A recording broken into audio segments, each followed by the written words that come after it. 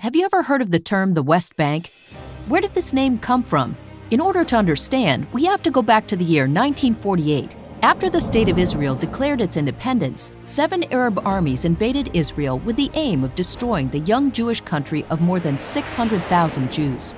The Jordanian army invaded and conquered a large part of the territories of Judea and Samaria, the recognized names of these areas for thousands of years, and murdered and expelled every last Jew who survived. After the war, the armistice line was drawn on a map with a green marker, thus inventing the concept of the Green Line, beyond which lies most of Judea and Samaria. But then a problem arose for the Jordanians. The names of this region, Judea and Samaria, confirmed that the land belongs to the Jewish people. The Jews even got their name from Judea. So the Jordanians decided to copy what the Roman Empire did after they crushed the Third Jewish War against them.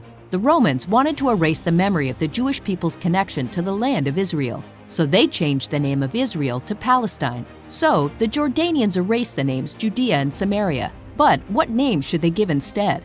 Until the Jordanian occupation, the Jordanians were only on the eastern side of the Jordan River. But now, due to the occupation, they were also on the western side of the Jordan. Apparently, they were not so creative.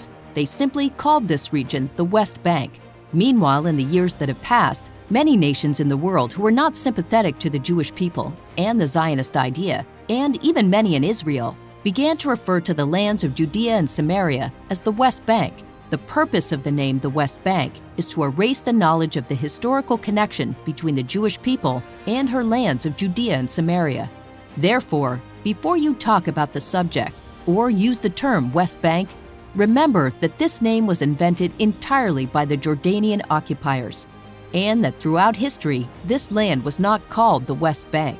Do not cooperate with Arab and anti-Jewish propaganda. Call this area by its real name, Judea and Samaria.